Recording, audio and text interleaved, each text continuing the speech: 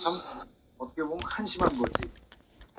그런데 그걸 배우기 위해서 물론 뭐 인체 전체에 관한 것들을 다 배워 왔지만은 나중에 이제 지금 와서 생각하니까 그 한 가지만 이렇게 계속 봐왔던 게 결국은 도사가 된 그 길이 된 것 같아요.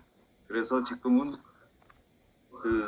내 건강도 내가 지킬 수가 있고 또 뭐가 필요한지를 알게 된 그런 나이가 됐는데 이제는 나이를 먹어버렸네. 그래서 그거에 관한 이야기를 조금씩 하나씩 풀어갈 텐데 좀 어떻게 보면 철학적인 얘기들도 들어가 있을 수도 있지만 깊게 우리 동기들이 좀 새겨 들어야 될 부분이 있는 것 같아서 지금부터 이야기를 해보겠습니다. 자, 내가 하나 여러 동기들한테 물어보고 싶은 게 지구가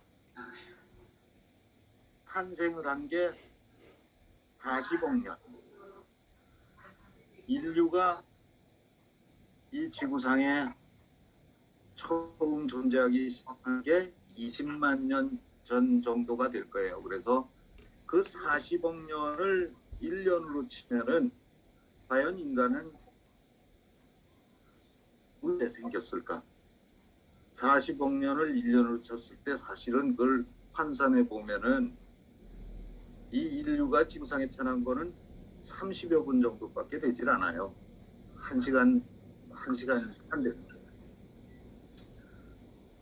그런데 이 지구상에 처음 존재를 한 생명체들이 지구상에서 살 수 있다고 판단이 돼서 하느님이 판단을 해서 내가 뭐 종교가 있는 건 아니지만 그 멸종할 때까지 살았던 것들이 수없이 많은데 그 중에 한 예를 들어서 뭐 공룡이라든가 이런 것들이 산 기간이 보면은 몇 달 정도가 돼요. 2, 3개월 이상이 다 된다. 그런데 인간들은 지금 30분밖에 되질 않았어요. 지구상에서 살 수 있다는 판단을 사실은 할 수가 없는 그런 정도밖에 살지를 못했다. 그런데 이 지능이 있어가지고 지금 우리가 대개 100년을 산다고 그러잖아요. 그런데 사실은 이 생물학적으로 봤을 때는 노화가 몇 살부터 시작이 될 것 같아요. 태어나는 순간 노화가 사실은 되는 거예요. 예를 들어 우리가 가장 민감한 게 청력세포인데 이 청력세포는 고음을 받아들이는 청력세포, 바이올린의 아주 고음들 이런 것들은 만 7세 이상이 되면 그때서부터 죽기 시작을 해요. 그래서 바이올린의 아주 높은 고음은 7세가 지나면은 우리가 들을 수가 없는 거예요. 그러니까 바이올린을 배우려고 하면은 더 어렸을 때부터 해야 된다는 7세 이전서부터 해야 된다는 거죠. 그리고 우리 눈 같은 것도 뭐 사실은 그 단계들을 거의 다 지났겠지만은 40대에 들었으면서 자동 초점 기능 떨어지고 여러 가지 문제가 생겨서 결국은 이제 영원히 1.0이라는 시력 볼 수 없는 정도의 그 퇴화를 또는 변성을 갖게 돼요. 그 5만 원짜리에 누가 있는지 아세요? 신사임당이 있는데 그걸 꺼내서 그 자세히 그 돋보기 가지고 이렇게 보면은 태어난 연도하고 돌아가신 연도가 있는데 그걸 빼보면은 47세. 그 47세라고 하는 나이가 사실은 그 당시에는 이게 천수를 누리신 나이다.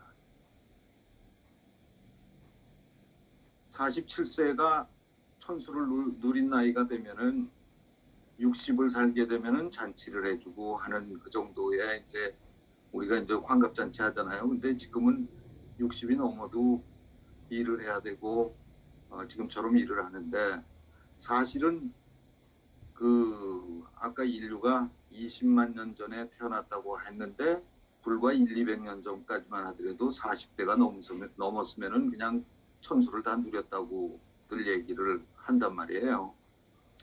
진화가 일어났을 리도 없고 그 나이가 되면 여러 가지 변화가 생기게 돼 있어요. 그거를 스스로가 받아들이고 거기에 대응을 해나간다고 하는 게 사실은 굉장히 중요한 일이고 행복하게 살 수 있는 길 중에 하나인데 그 지난 40여 년 동안 의학 공부를 하면서 내 그 교과서들 수도 없이 많은 책들을 봤는데 거기에 다 보면은 우리가 이제 받아들일 때 그 제목이 Diagnosis and Treatment예요. 진단과 치료. 이 얘기를 왜 해주냐 하면은 의학에서 가장 중요한 것들은 진단을 정확히 내리는 게 가장 중요한 일이에요. 그리고 거기에 맞는 치료를 하는 것이 의학의 본질인데 요즘에 어떤 일들이 있느냐. 매스컴, 매스미디어 이런 것들이 발달되고 그래서 우리나라 예를 들어보면은 모든 사람들이 의사예요. TV에 공중파에서 누가 이게 좋다고 하면 우르르하고 아주 위험한 일들을 하고 있는데 유럽이나 미국에 있는 동기들도 있지만은 그런 나라에서 공중파에서 뭐가 좋다, 뭐 물을 하루에 2리터씩 먹어라, 뭐 이런 일들을 함부로 얘기할 수가 없어요. 그걸 하게 되면은 큰일 납니다. 왜냐? 어떤 사람들한테는 그 수분이 필요하지만 다른 사람들한테는 그 수분이 독이 되는 경우들이 왕왕 있기 때문이에요. 그래서 정확한 진단을 내리고 정확하게 치료를 하는 것이 중요해서 의과대학 공부는 계속 해야 되고 또 새로운 사실이 나왔으면 몇 년 전에는 이게 정설이었던 것이 지금은 그걸 못하게 하는 경우들도 있어요. 이게 무슨 다른 물리학이나 뭐 이런 거하고 전혀 다른 공학 물리학하고 다른 점인데 불행하게도 우리나라에서는 그 급격한 산업화 과정을 거치는 중에 모든 거를 경제학적으로만 생각을 해서 공중파에서 그 함부로 건강에 관한 상식들을 말하게끔 하는 지구상의 유일한 나라가 돼버렸어요. 내가 클리닉에서 보고 있는 환자들 중에 한 종류의 그 질환 중에 하나가 근육 경련이 있어요. 뭐 눈 가가 파르르 떨린다든가 뭐 이런 경우가 있는데 그 사람들을 물어보면은 커피나 차, 녹차 좋다고 그래서 녹차 잔뜩 마시게 하고 카페인 섭취가 많고 또 물 하루에 2리터 이상씩 마시게 해가지고 물을 잔뜩 마시게 하고 운동을 열심히 하라고 그래서 운동을 한단 말이에요. 그러면은 우리 몸에 있는 수분을 또 배출을 해야 돼요. 우리 카페인 많이 섭취하면은 항이뇨 호르몬 억제가 돼서 소변을 많이 보게 되고 땀을 많이 흘리고 그렇게 되면은 우리가 배출하는 그 물에는 물만 나가는 게 아니거든요. 같이 전해질이라고 하는 생명 유지에 필요한 소금 성분들이 같이 빠져나가게 돼 있어요. 그 중에 포타슘 뭐 이런 것들은 이 근육 경련하고 관련이 있어서 그게 부족하게 되면 근육 경련이 일어나는데 인체에서 가장 민감한 눈 가가 파르르 떨리고 그 뒤에는 또 손발이 저리고 쥐가 나고 그러다 맨 마지막에는 심장 근육에까지 경련을 가져오게 돼 있어요. 그게 바로 부정맥들이 생기게 되고 그래서 사망하는 경우도 있고 또 하나 예를 들면은 그건 미국에서도 마찬가지지만 우리가 예전에 그 많은 사람들한테 심혈관계 질환을 예방하게 하기 위해서 베이비 아스피린을 장복해라. 그래서 그걸 한참 먹다 보니까 심혈관계 질환은 예방이 되는지 모르지만 혈액이 묽어져서 산지사방에 출혈이 생기게 된다. 뇌에서 출혈돼서 뇌일혈, 위에서 출혈돼가지고 위장 출혈, 사망하는 경우들이 많아서 요즘에는 예방적 목적으로 이런 아스피린을 함부로 드는 거를 이제는 금하게 됩니다. 물론 그런데 문제는 옛날 지식만 알고 있는 사람 의사들을 잘못 만나게 되면은 지금도 그 아스피린을 처방을 해요. 그럼 계속 그거 먹으면은 사방에서 출혈이 나. 그것 때문에 사망하는 경우도 있고, 뇌에서 출혈하면 그냥 쓰러지고 풍이 와서 죽는 거예요. 그래서 그런 것들을 주기적으로 혈액에 응고하는 정도를 봐가지고 그거를 처방을 할까 말까 결정을 해야 되고, 또 그렇다고 해서 나가서 아스피린을 무조건 먹지 마라, 헤파린, 아스피린 같은 혈액을 묽게 하는 약을, 그것도 안 되는 얘기가, 이제는 갑자기 혈관이 막혀서 죽는 사람들이 많아서, 심근경색이라든가 그런 사람들이 많아서, 그런 사람들은 예를 들어 그 혈관에다가 스텐트라고 하는 시술을 받죠. 그런 이물질을 끼워넣게 되면은 거기에 피떡이 고이게 되면은 치명적으로 결국은 혈관이 막혀서 죽게 된단 말이에요. 그러니 그런 사람들은 또 그걸 조심해 가면서 먹어야 되고, 이 사람마다 모든 진단과 치료를 정확히 해야 되는데 그걸 일반적으로 얘기를 해서 공중파에서 지금 내가 하는 얘기조차도 이건 친구들이고 해서 그런 언어 하나를 주지시킨다기보다는 그런 자기한테 맞는 것들을 찾아가지고 진단해서 정확하게 부족한 부분을 채워갈 때에 건강을 찾을 수 있는 거지, 잘못하면은 그게 독이 되고 해가 돼서 사망하는 경우까지 생기게 돼 있어요.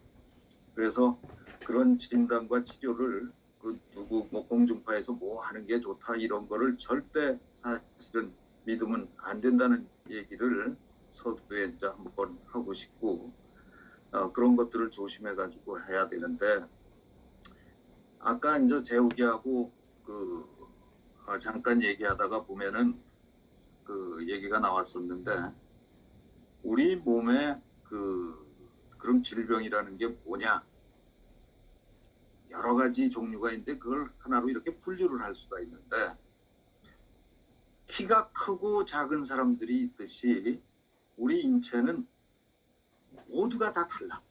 개개인마다 다 다르기 때문에 그 사람한테 맞는 부분이 있을 수가 있고, 그것밖에 있을 수가 있고 뭐 다른 부분도 있어요. 그래서 그 모든 거 다른 거를 찾아가는데 그 중요한 게, 뭐 어떤 사람은 얼굴이 둥그렇고 어떤 사람은 네모나고 각지고 어떤 사람은 키가 크고 작고, 이게 다 결국은 유전자의 힘이에요. 그래서 1987년경에 사이언스란 잡지에 아주 굉장히 중요한 종설 하나가 실린 적이 있었는데, 그 제목이 투, 쓰리, 와, 모아라는 제목으로 종설을 하나 쓴 게 있어요. 투, 쓰리, 와, 모아. 둘, 셋, 아니면 그 이상. 이게 무슨 얘기냐면, 모든 질환이나 이런 것들이 유전자에 의해서 결정이 된다는 거예요. 그러면 유전자가 결정을 해서 암도 그렇고 무슨 뭐 고혈압, 당뇨 이런 것들도 다 그런데, 이 유전자에 의해서 태어날 사람이 태어나는 그 순간부터 그런 어떤 질병을 갖고서 태어나는 거예요. 그거를 미리 우리가 조기에 진단을 해가지고 거기에 대처를 해서 행복한 삶을 건강하고 행복한 삶을 살아가면 되는데, 그거를 놓치는 경우에는 치명적인 합병증으로 문제가 되게 되죠. 예를 들면 당뇨도 1형 당뇨, 2형 당뇨 얘기하잖아요. 1형 당뇨라고 하는 건 태어날 때부터 인슐린을 분비하는 세포가 없는 거예요. 그래서 그 사람들은 거기에 맞춰서 생활을 하면 되는데, 이 2형 당뇨는 대사의 문제로 해서 이제 생기는 거예요.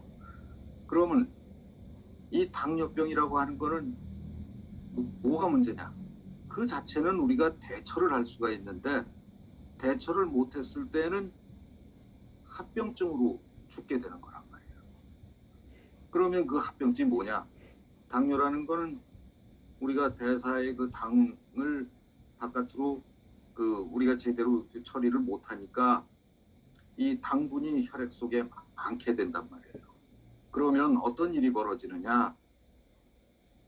산소 공급을 제대로 못해. 필요로 한 곳에 혈액이 끈적끈적하니까. 그렇게 되면은 산소를 많이 필요로 하는 대사가 활발한 뇌라든가 신경조직, 그 눈도 신경조직이 하나인데 신장 뭐 이런 것들에 산소를 제대로 가져가지 못하니까 우리 인체는 굉장히 신비해서 거기에 대한 보상작용을 하게 돼 있습니다. 무슨 얘기냐? 혈액이 원래 갖고 있는 혈관의 혈액들은 끈적끈적해서 잘 못 가니까 산소는 필요로 하니까 이 비상도로를 만들어요. 신생혈관을 만들어서 비상도로를 통해서 혈액을 산소를 더 공급받으려고 노력을 한단 말이에요. 근데 그 비상도로는 튼튼하지가 못해. 세포의 구성도 성글게 돼 있고 그 얘기는 조금만 문제가 생기면 그대로 그냥 터져버리는 거라. 그래서 결국은 출혈로 사망을 하게 되고 실명을 하게 되고 하는 거예요. 그거를 눈에도 이제 예를 들어서 눈에 관해서 얘기를 하면은 대처를 어떻게 하느냐. 이게 눈 속에서 혈관이 터져버리면 실명하는 거 아니에요? 그냥 예전에 이런 사실을 간과했을 때는 80% 이상이 눈에 출혈로 인해서 실명을 하게 돼 있는데 우리는 그러면 의사들은 어떻게 대처를 했느냐. 예를 들면 한 가지 예를 그럼 산소 공급을 받기는 받아야 되는데 산소 공급의 양을 100이라고 하면 한 20만 받으면 신생혈관이 덜 생기지 않을까? 그래서 가운데 우리 시력 관장하는 가운데만 남겨놓고 나머지를 레이저로 다 찢어서 죽이는 거야. 그게 이제 레이저 광원고 치료라고 하는 건데 그럼 다 죽이면은 가운데만 남아서 시력은 가운데를 통해서 1.0이라는 시력을 유지는 하지만 주변은 좀 안 보이겠죠. 다 죽이니까 산소 요구량이 줄어들어. 그러면은 끈적끈적한 혈액이 산소를 공급할 필요가 좀 덜 할 거 아니에요? 100을 공급받아야 되는데 20만 공급받아도 되게 됐으니까. 그러니까 쓸데없이 신생혈관, 그 약한 혈관 비상도로를 만들 필요가 없게 된 거예요. 그래서 그걸 통계학적으로 보니까 한 20%의 실명만 가져오더라. 80%에서 20%로 줄였다. 이런 게 사실은 대처하는 방법들이에요.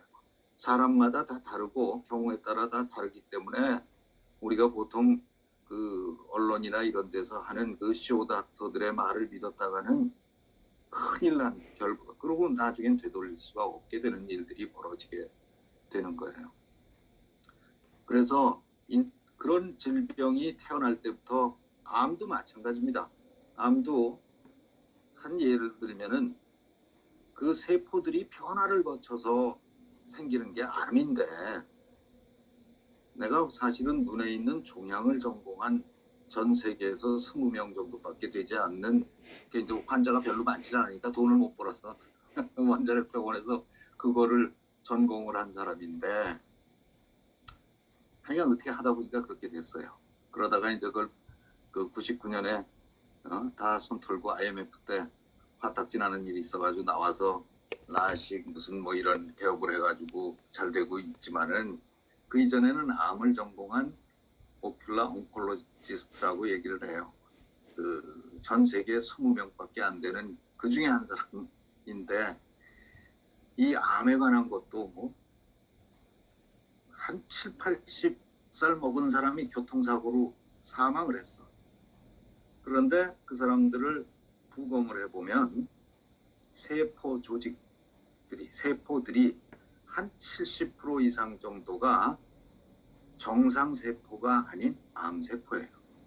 나이가 들어감에 따라서 이제 그 암의 변화를 가져오는 거예요. 그건 세포들이 그 조건들이 안 좋으니까 증식을 자꾸 하게 돼 있어요. 그런데 그렇게 돼서 나이 든 사람들이 생기는 암들은 그런 변화 자연적인 노화의 한 부분이지 실제로 아까 말했던 투쓰리오와 뭐 처음부터 갖고 태어나는 그런 암은 사실은 아닙니다. 이 태어날 때부터 유전자의 결함으로 생기는 암들이라고 하는 것들이 이제 진짜 암인데 그거는 미리미리 이제 준비를 해서 지금은 어느 정도까지 치료를 하냐면은 그 유전자의 결함을 지금 요새 바이러스 문제가 아주 심각한데 아주 약한 바이러스가 있어요. 아데노 바이러스라고. 지금 코로나도 사실은 약한 바이러스 중에 하나인데 이게 변이를 거쳐가지고 지금 이 꼴이 난 건데 그 아데노 바이러스에다가 그 유전자 정상 유전자를 심어서 주면은 그 바이러스는 세포 내로 들어간다는 거예요. 그냥 바깥에서는 살 수 없어. 가가지고 그 이상이 생긴 유전자를 그걸 다 대체해가지고 암세포가 정상세포가 되는 단계까지 돼 있는데 그걸 왜 사람한테는 아직은 못 쓰고 있느냐? 그것만 치환하면 되는데 다른 문제를 유발시켜서 저 정상세포가 암세포가 될까봐 그걸 쓰지 못하고 있는 거야 아직까지. 그런 유전자 치료까지 현재는 실험실에서 세포 단위에서는 가능하게끔 돼 있어요. 그런데 그러면은 그런 유전자 언젠가는 게 유전자를 유전자 가위니 뭐니 어쩌고 해가지고 있죠. 그런 것들이 인체에 쓰이게 될 때에는 아마 그런 것들을 고칠 수가 있을 거예요. 근데 그런 질환은 극소수입니다. 예를 들어 태어날 때부터 가지고 있는 암과 나이가 들어서 변이를 거쳐서 생기는 그런 암은 다른 종류의 질환이에요, 사실은. 그러면은 그 유전자의 결함은 그러면 뭐가 하나가 딱 이상이 생기면 다 생기느냐? 근데 인체는 신비해가지고 하느님이 그거 하나만 이상이 생겨가지고 어떤 질환이 생기게끔 두질 않았단 말이에요. 예를 들어 하나의 변 있으면은 다른 놈이 와서 그거를 조절을 해. 그래서 세상에 지금까지 밝혀진 모든 그런 질환들이 태어난 질환들이 한 개의 유전자로 결정되어지는 것은 없다. 한 개의 유전자로 결정지어진다고 하면 벌써 많은 질환들이 다 고쳐졌을 거예요. 근데 이게 2개의 유전자, 3개의 유전자, 아니면 그 이상의 유전자들이 다 같이 망가졌을 때 비로소 암이라든가 그런 태어날 때부터 갖고 있는 질환들이 생긴다. 이게 바로 투쓰리오와 모아예요. 내가 아직도 가끔 담배를 피는데 이 담배를 피거나 아니면은 우리 자동차의 매연들이 있죠. 그런 것들이 또는 햇빛 속에서 내려오는 태양광 속의 자외선, 엑스레이 이런 것들 모든 것들이 유전자의 변화를 갖고 와요. 그런 유전자의 변화는 2차적으로 생기는 그런 변화는 24시간 내지 48시간이 지나면 다시 원위치돼 복구가 돼. 그런데 그 댐을 한번 예를 들어서 생각하면 됩니다.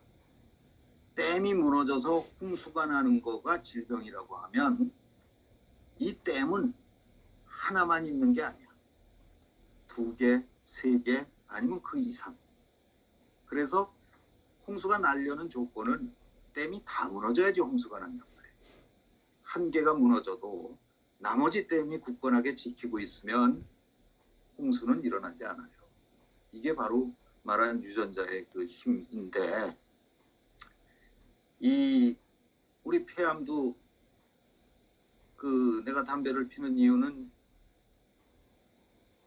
원래 갖고 있는 유전자 댐 하나가 튼튼하기 때문에 담배를 피워서 생기는 유전자의 댐이 무너졌을 때 이 원래 있던 댐이 튼튼하니까 나는 안 걸리겠다 하는 그런 자신감 때문에 아직도 담배를 피는 거죠.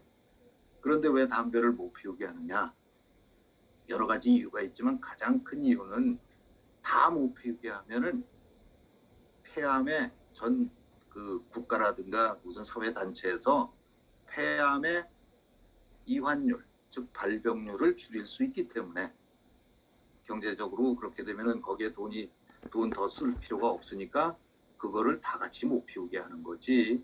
실제로 암만 담배 피워도 원래부터 유전자에 결함이 없는 사람들은 피워도 나머지 댐이 튼튼하니까. 근데 미리 그게 먼저 망가져 있던, 태어날 때부터 망가져 있던 사람들은 담배 피거나 해서 유전자 댐이 무너지면 순식간에 홍수가 나고 24시간 뒤에 그 담배로 인한 타르로 인한 그 유전자 댐이 복구가 된다 하더라도 벌써 질병 암세포들은 전신으로 퍼져나가기 시작을 하는 거예요. 그런 사람들은 그건 피지 말아야죠. 그러면은 지금 우리가 유전자 지도를, 인체 지도를 그린다고 하잖아요. 그걸 다 하면은 이 사람은 나는 유전자에 그 폐암에 걸릴 소지가 있다.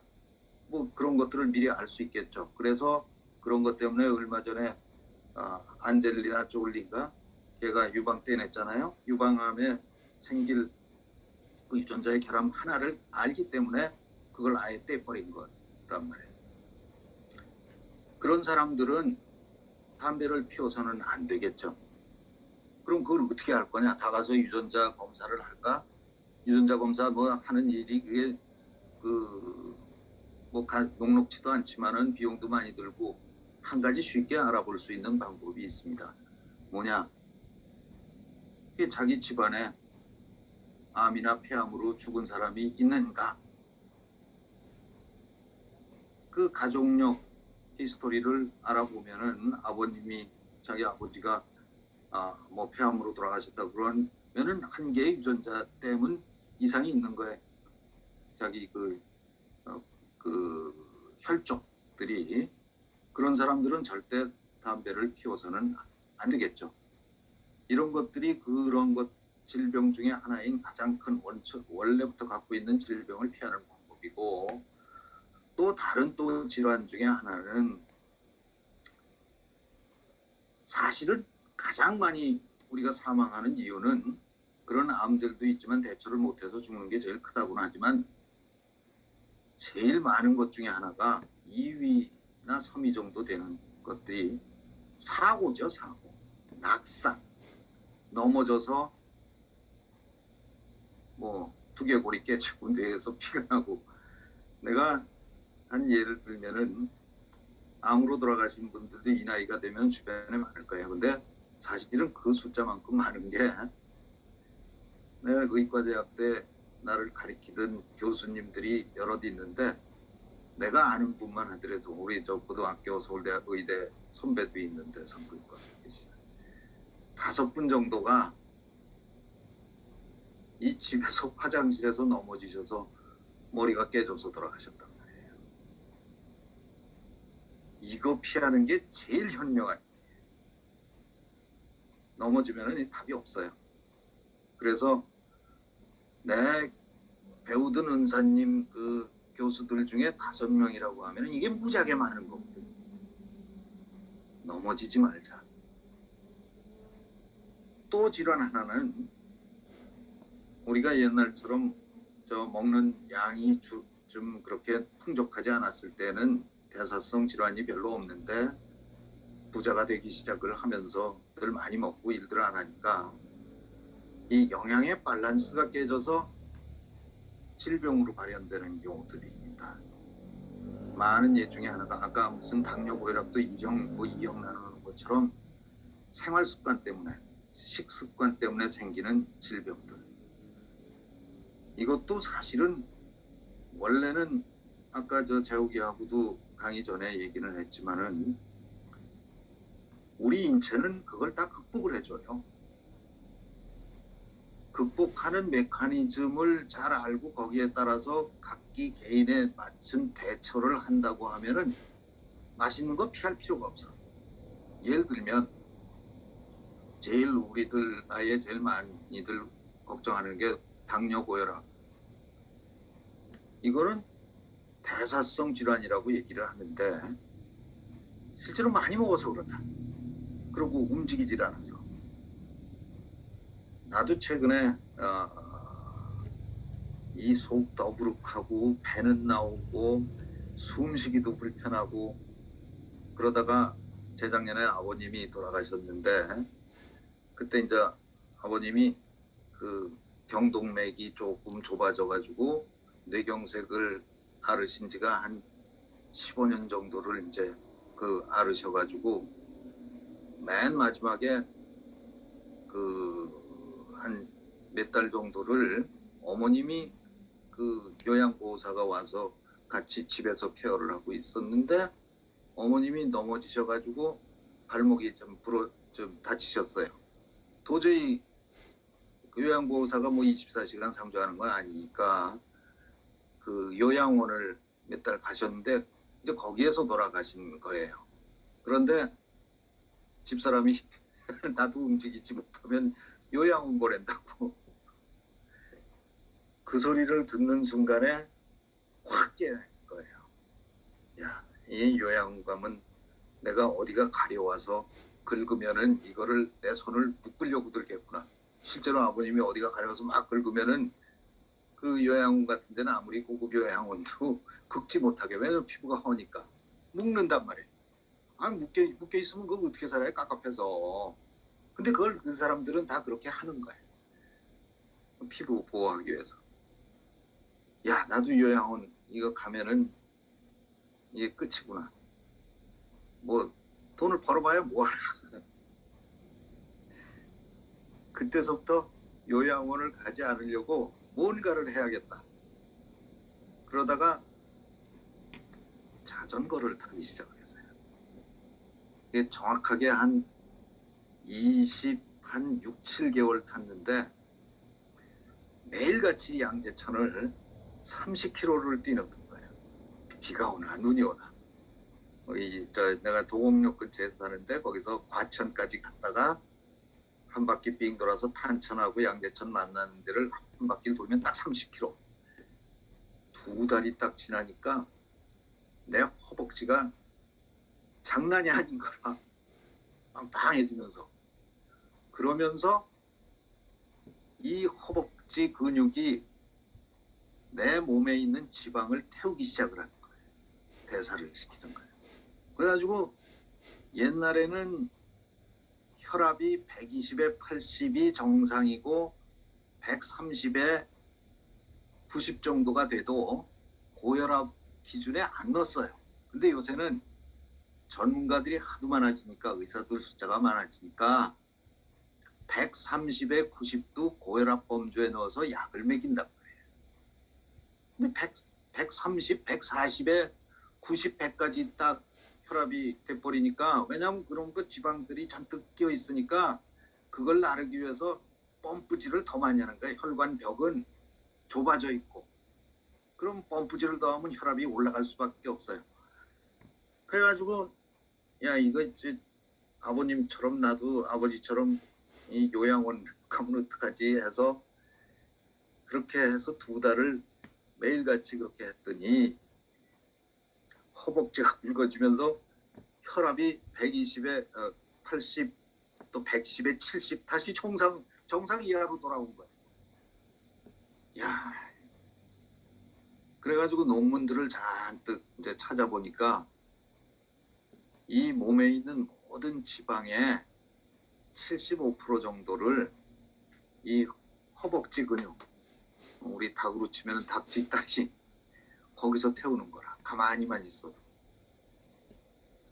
그 뒤서부터는 지금까지 2년 반 이상을 매일 30km니까 한 달에 1000km를 뛰는데 지금 25,000km를 뛰었더라고요. 이 기록을 보니까.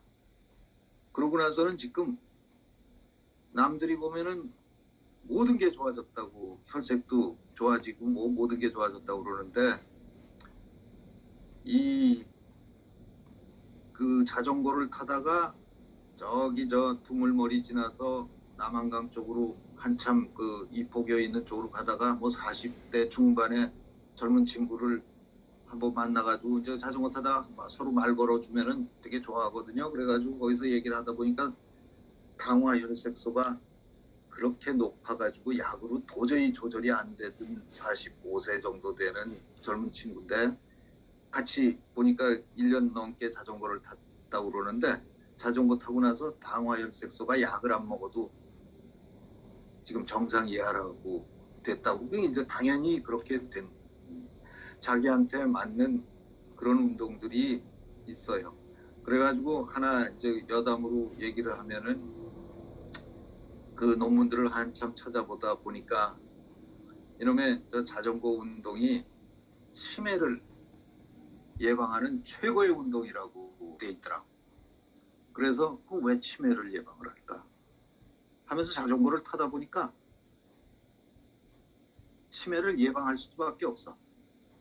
뭐 허벅지 근육이 두꺼워져서 치매 예방하냐 그건 뭐고, 자전거를 타고 있으면은 이 자전거 두 바퀴로 가는 동안에는 균형을 잡아야 되니까 이런 게 뇌를 쓰는 거야. 내가 뇌를 어떻게 쓰느냐, 우리 치매 예방한다고 뭐 장기 두고 뭐 바둑 두고 그러죠.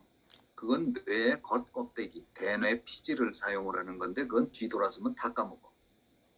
소용없는 짓이고, 이 뇌의 가운데 부분에 있는 소뇌가 있어요. 그게 인체의 균형을 잡아주는 그 운동 중추예요. 자전거를 타는데 그거를 쓰고 있는 거야. 내가 안 넘어지려고 별놈의 내가 아주 기본적인 기초적인 그 소뇌 운동을 하고 있더라고요. 소뇌가 우리가 노인네 되면은 자꾸 쓰러지잖아요. 균형을 못 잡아서. 소뇌가 중심을 딱 잡고 있으면은 치매가 걸릴 수가 없죠. 야, 그래가지고 그 여러 가지 논문들에도 이 자전거 타는 운동이 이 치매 예방에 가장 좋다 하는 게 있어서 죽기를 기를 수. 나도 사실은 이 강의 끝나고 지금 또 가서 자전거를 탈 거야. 12시 밤에도 그 양재천 도로들이 훤해가지고 매일같이 쉬지 않고 타고 있습니다. 만약에 이 균형, 집에 이제 실내 자전거가 있으면은 그 빨래 거리로 쓰지 마시고 그걸 매일같이 타면은 최소한 그 움직이는 손해 운동은 안 하지만 허벅지 근육은 키울 수가 있는데, 조건이 내가 하면서 보니까 1시간 이상을 매일, 아까 재욱이가 1시간 이상 탔다고 그랬대. 그렇게 되면은 재욱이도 그 여러 가지 그 큰 수술 거치면서 조건이 안 좋았는데 지금 혈압이니 뭐 이런 것들이 다 좋아졌다고 하는 게 그 자전거 페달을 1시간 이상 돌렸기 때문에 그래요.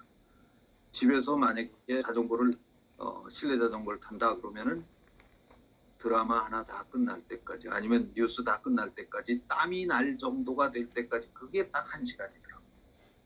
그 정도를 해야 비로소 운동이 되고, 그걸 연달아서 한두 달을 계속해 보시면은 그 뒤에는 이 허벅지 근육이 빡빡하게 붙으면은 기분이 좋더라고요. 걷는 것도 괜찮아지고. 우리가 나이가 들면은 연골 조직, 뼈 조직 이건 다 삭게 돼 있어요. 그런데 유일하게 그나마 키울 수 있는 근육, 이거는 근육과 지방입니다. 열심히 잘 먹고 가만히 있으면 지방세포들이 막 늘어날 거고, 지금처럼 그렇게 운동을 하게 되면은 이 근육세포는 키울 수가 있습니다. 근육이 커지면은 우리가 저 허리가 아프거나 무슨 뭐 무릎팍이 아프면은 아대를 하잖아요. 그 근육이 아대 역할을 해주는 거야. 실제로 무릎팍에 있는 연골 조직이 다시 나는 게 아니고, 그렇게 되면은 걷는 것도 편해지고, 그 근육으로 열심히 1년을 그 운동을 해서 근육을 하나 키워놓으면은 그 근육이 한 10년 정도에 바로 빠지진 않으니까 10년 정도 그 지방 태우는데 역할을 해주는 거라. 그래서 이 운동도, 근데 단 하나 이제 조심해야 될 게, 대부분들 그 자전거를 타면서 문제가 되는 게 사고. 넘어지면은 이 어깨 나가고, 그것만 조심하시면은 아주 좋은 운동이 될 거라고 생각을 해요. 그래서 그런 대사성 또 질환들이 있고 우리가 사고 때문에 생기는 질환들이 있고 또 하나 가장 큰 카테고리 하나는 감염. 누가 침범을 한 거죠. 그 침범하는 게 요새 문제가 되는 게 박테리아는 뭐 항생제들이 많이 나왔으니까 그러는데 바이러스. 이 지금 우리 코로나 때문에 고생을 하는데 아까도 서두에 얘기했지만은 이 바이러스는 자기 혼자 살 수 없는 무생물인데 세포 내로 들어가서 이게 문제가 유전자의 변이를 자꾸 가져오게 하니까 그게 문제가 되는데 이 코로나도 어떻게 보면 하늘이 준 그 인간한테 준 선물 중에 하나라고 생각을 해요.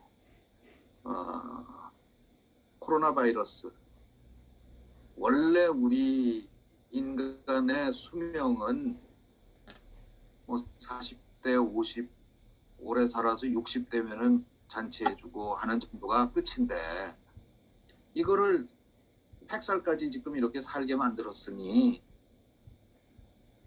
지금 코로나 바이러스도 젊은 사람들한테 가보면은 아무런 표시도 안 나잖아요. 그냥 지나가 버리고. 그런데 나이 든 사람들한테는 이게 치명적이라. 거기에 대한 방어 기전이 부족하기 때문에 일종의 독감이에요. 사실은 그 독감들이 주기적으로 찾아오게 돼 있고 지금 그 코로나 바이러스 때문에 죽는 노인네들은 많지만은 독감으로 죽는 노인네들이 더 많아요. 그거를 어떻게 이제 잘못 컨트롤을 하다가 잘못이라는 게 무슨 다른 이유 때문에 뭐 이 레스트릭션들을 많이 주고 하다가 빠져나올 수가 없는 상태가 돼가지고 지금 백신 가지고 다 놨으니까 이제 손 털고 옛날로 돌아가자 하는 건데 이 바이러스 질환이라고 하는 거는 뭐 하여간 동전의 양면처럼 그 세포 내로 들어가서 그 세포를 고치는 그런 툴로도 이용을 할 수가 있고 지금 코로나처럼 문제가 될 수도 있는 거죠. 그 백신 다들 맞으셨죠? 저도 사실은 20여 년 동안 독감 백신을 한 번도 맞은 적이 없는데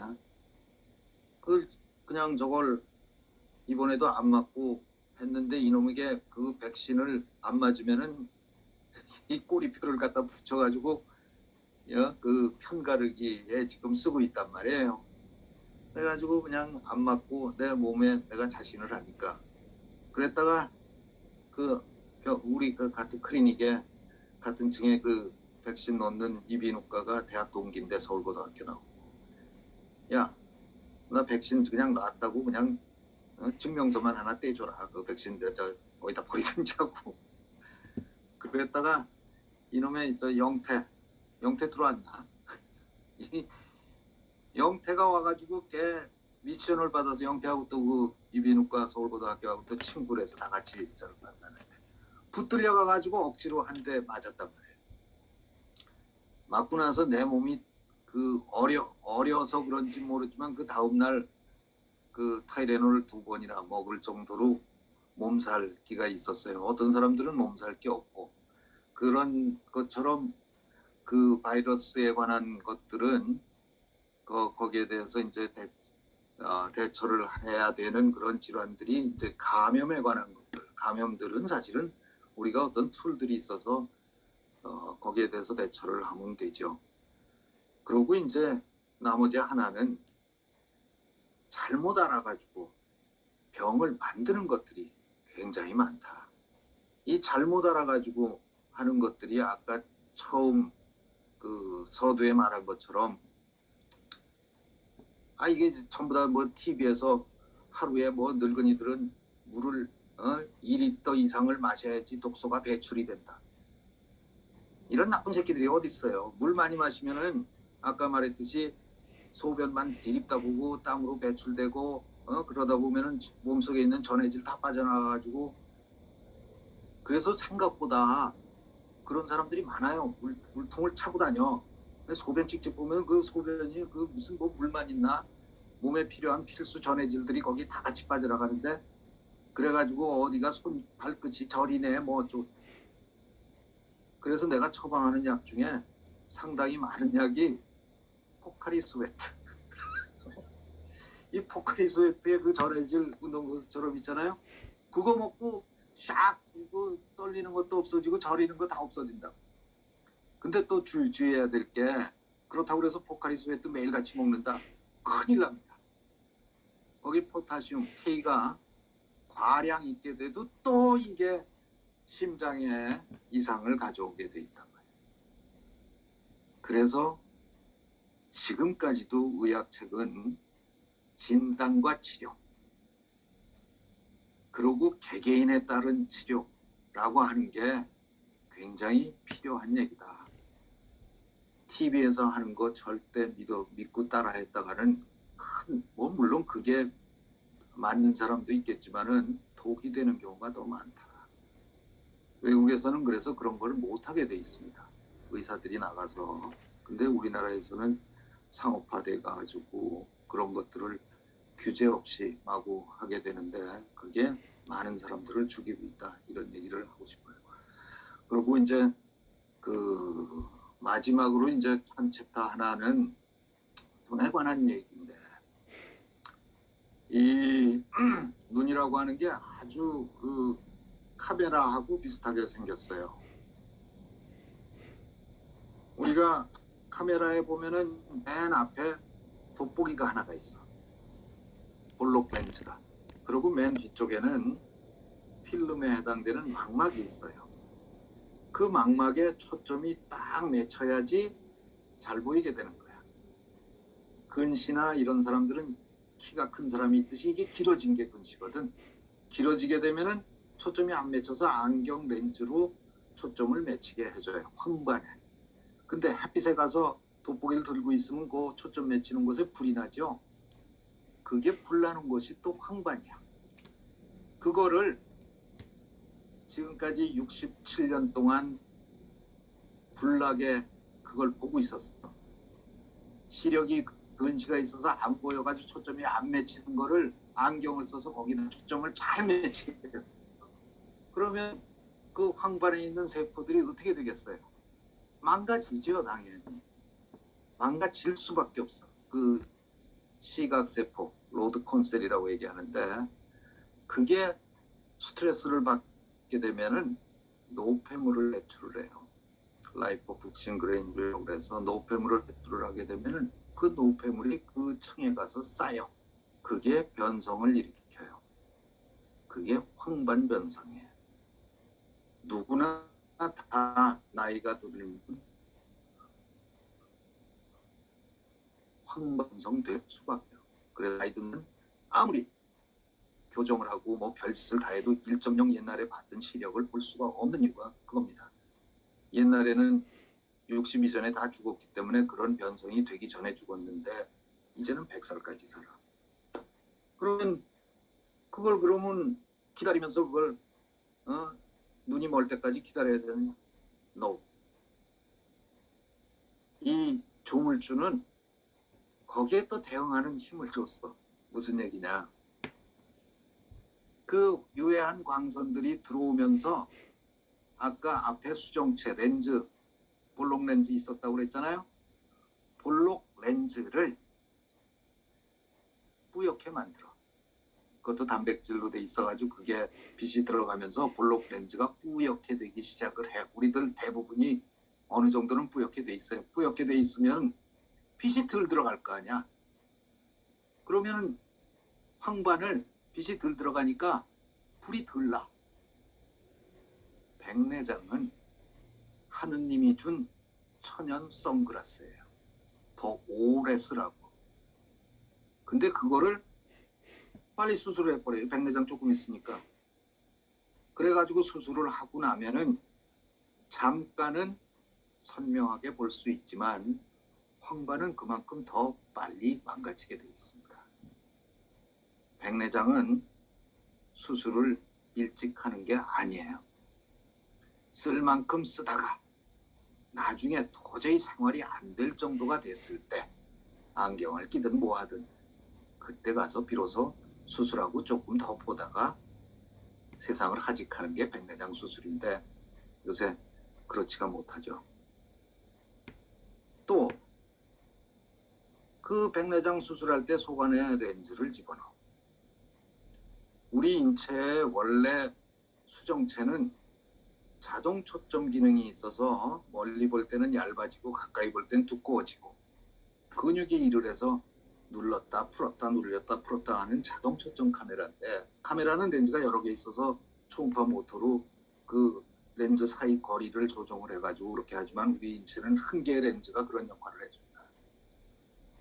그게 40대 중반이 되면은 일을 못해서 앞에 가까이 볼 때 돋보기를 쓰는 건데, 근시들은 돋보기를 안 쓰죠. 왜냐하면은 안경을 벗으면 그게 돋보기 쓴 거니까. 마이너스 2의 근시다 플러스 2의 돋보기를 쓴다. 제로지. 안경 벗는 게 돋보기 쓴 거지. 하여간 어찌됐든 그렇게 자동 초점이 안 되는데, 그거를 수술을 해서 노안을 없앤다. 비싸고 좋은 카메라 렌즈는 중앙이나 주변이나 다 도수가 같아요. 기술이지 그것도. 그걸 에이스페리칼 렌즈라고 해요.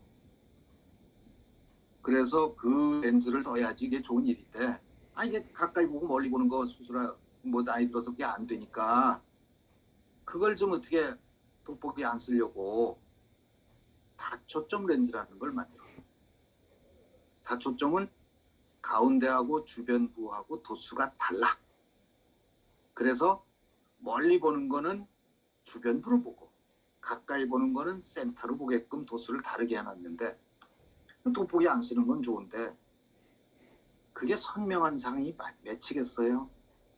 에이스페리칼 렌즈가 아닌데 안 맺힌다 이거야. 영원히 선명한 상은 포기하는 거야. 또 허상이 맺혀. 갑자기 고개를 확 돌리면 말이야, 불빛도 번져배고 허상이 보이니까 귀신 보인다는 사람도 있어요.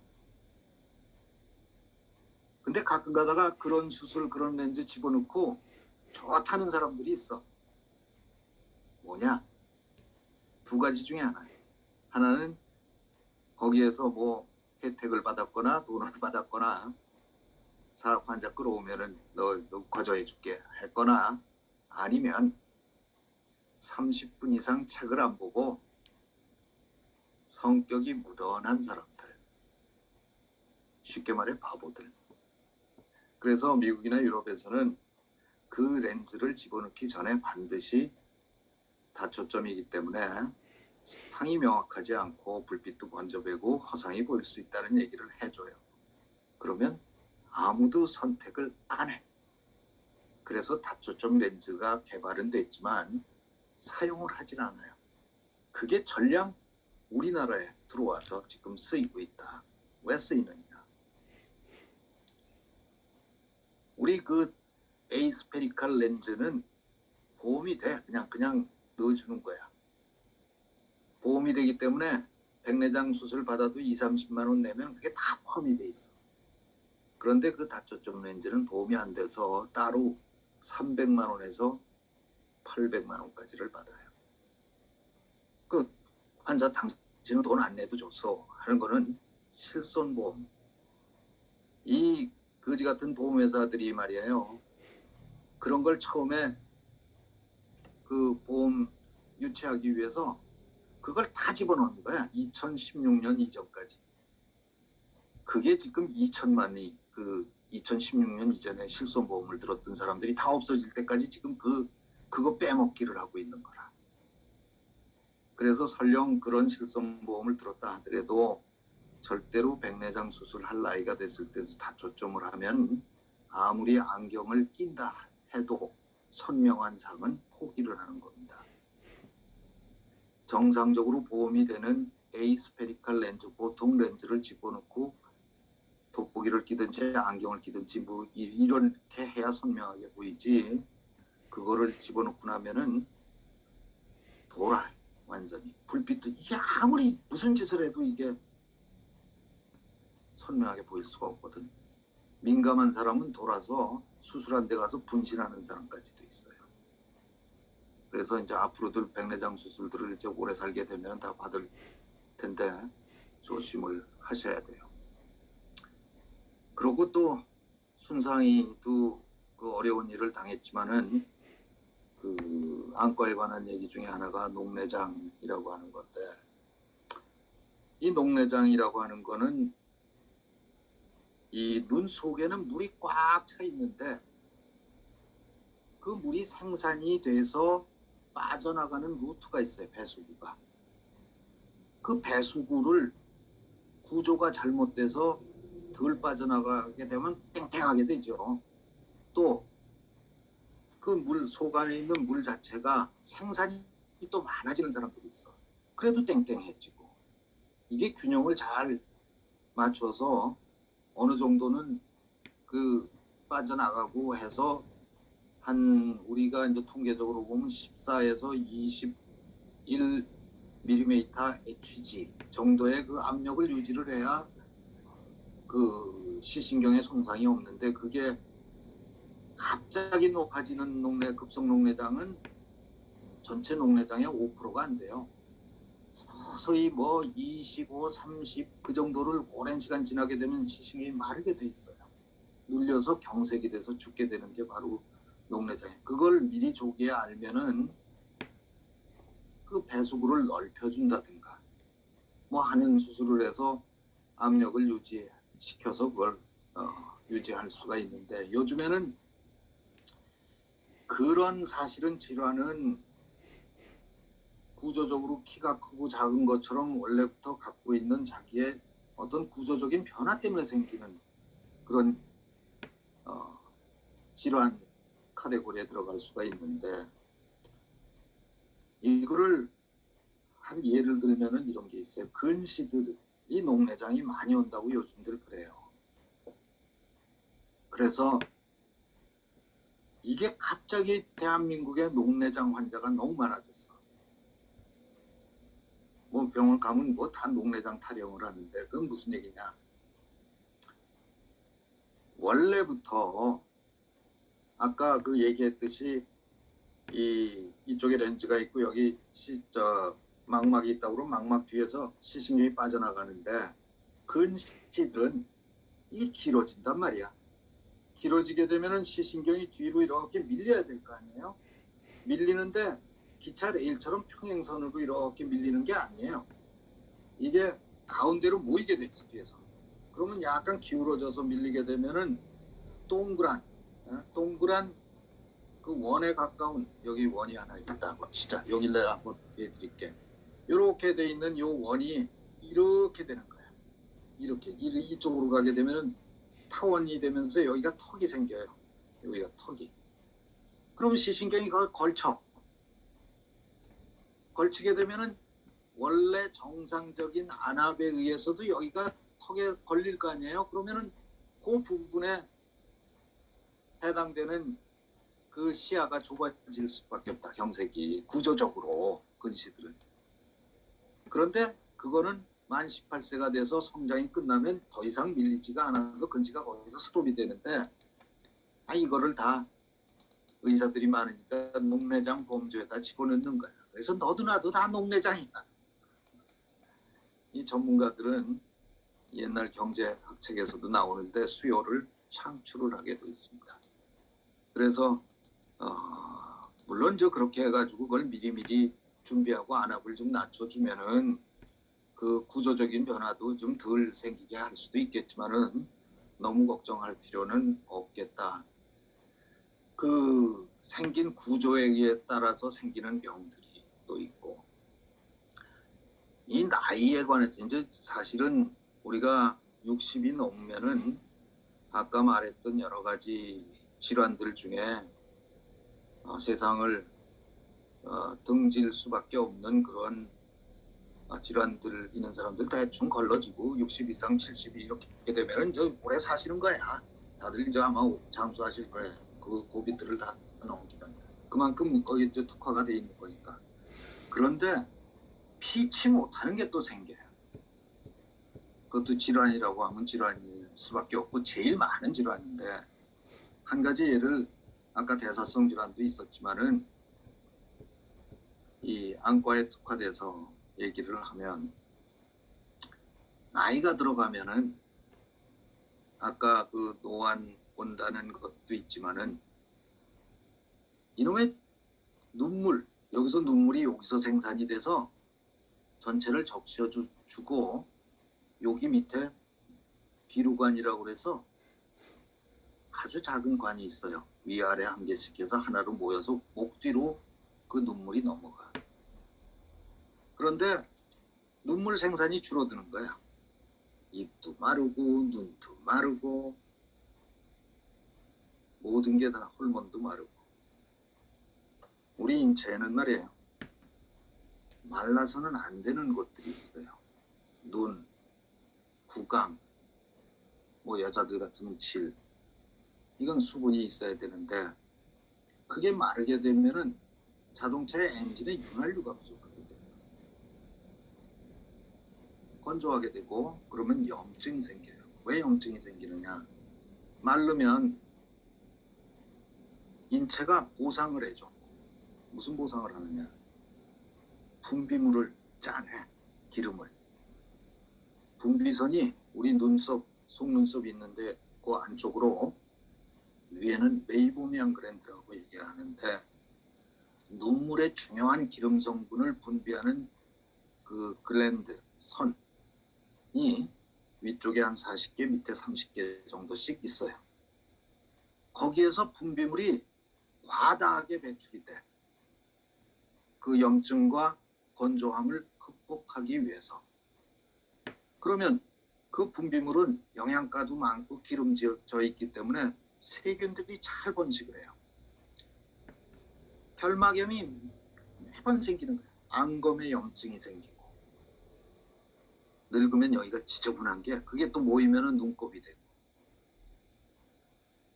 그럼 옛날에는 그거 가지고 어떻게 살았느냐? 나이가 40이 넘어서부터 그게 줄어들기 시작을 하는데 생산이 안 되면 증발을 덜 시키면 돼. 어떻게? 우리 어렸을 땐 이랬죠, 눈이. 이게 이렇게 내려가는 거야. 그러면 물병의 뚜껑을 반 정도 닫아놓는 거예요. 그럼 증발이 덜 돼. 그걸 극복을 하는데 이거 뭐 60 넘어서까지 일하고 사회생활을 하니 수술을 해서라도 이렇게 올리고 뭘 맨날 봐야 되죠. 이 보는 것도 눈싸움 해보셨죠? 눈싸움 5초, 10초를 견디지 못하고 깜빡거려 마르게 되니까. 근데 책을 보거나 스마트폰을 보거나 뭘 집중해서 보면은 논문도 있어요. 어떤 놈이 이거 재밌어. 이게 30초 이상을 깜빡거리질 않는 거야. 마를 수밖에 없어요. 지금 이 나이에는 아까 신사임당 얘기도 했지만 뒷방에 앉아서 볼 거 없이 눈 반 정도 감고 있으면은 아무 문제가 없는데 이걸 지금도 앉아가지고 이제 30초 동안 깜빡거리지도 않고 지금 있는 거예요. 이러니 건조하고 그 염증이 생길 수밖에 없어. 그래서 의사들 많이 똑똑해요. 이거를 어떤 방법으로 극복을 할 거냐. 여러 가지 방법이 있어요.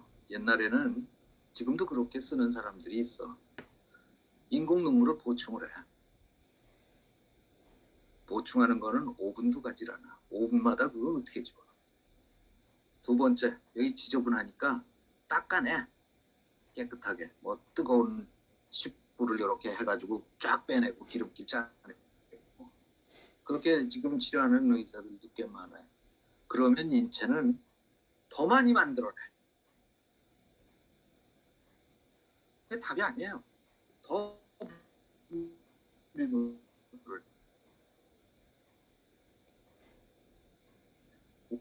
거기 기름이 많이 나와 건조해서 여드름이 안 생겨요. 그래서 그거를 어떻게 치료를 하느냐. 여기에 염증 반응을 없애줘가지고 깨끗하게 해주면 눈물의 퀄리티가 좋아지고 생산도 좀 늘어나서 눈물이 그런 방법으로 치료들을 한다. 다 개개인 케이스 바이 케이스대로 하는 게 의학의 본질이다. 어디 누가 하는 얘기를 옆에 듣고서 그게 나한테 꼭 맞으리라고 생각했다가는 더 큰 실수를 하게 된다. 정확한 진단과 정확한 거기에 대처하는 치료들을 해야 된다. 그런 얘기들을 꼭 염두에 두시면은 그 큰 문제들이 없을 거라고 생각을 해요. 말이 너무 많이 길어졌는데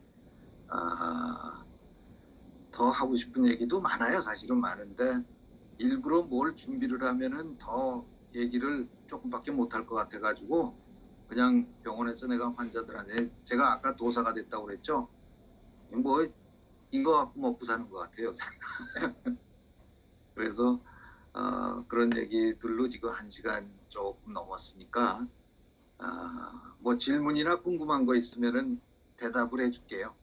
네, 일단 우리 이태원 원장께 감사의 표시를 하고요. 지금 현재 제가 듣는 분들의 모든 분의 마이크를 꺼놨습니다. 왜 그러면 뒤에 배경 소리들이 들리고 그래서 혹시 질문이 있으신 분은 그 왼쪽 아래에 그 마이크를 켜시고 질문해 주시면 아마 답변을 해줄 것 같습니다. 질문 있으신 분은 하시기 바랍니다.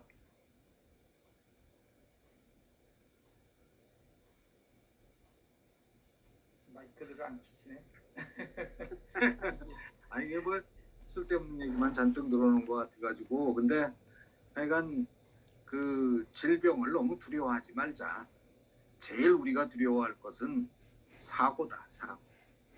사고만 없으면 그 의학 기술들이 많이 발달이 돼서 정확하게 병원에 가서 제대로 진단 치료를 받으면 100살까지 사는 데는 무리가 없다. 네. 오케이, 알겠습니다. 그럼 우리 이태원 원장이 아주 좋은 얘기를 마지막에 했는데 질병은 극복할 수 있고 한 가지 빼먹은 거 있어요. 네, 중요한 거. 네, 중요한 건데 결국은 혼자 사는 겁니다.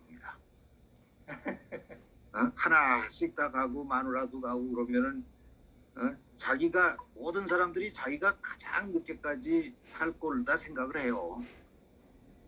이게 제일 중요한 건데 대부분은 외로워서 그러니까 그 우울증으로 스스로들 그 생을 마감하는 경우들이 많이 생겨요. 나이 들면.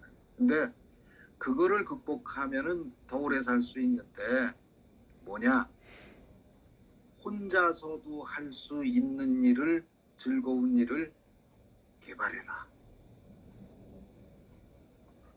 지금 얼마 남지 않았어요. 이제 나중에는 그거 혼자서 개발해요. 지금 우리가 좀 활동이 가능할 때, 야 이거 나중에 혼자서도 할 수 있는 일이 뭐일까? 내 정신 건강을 위해서. 이게 맨 마지막에 이제 그게 문제니까 항상. 그거를 개발하면은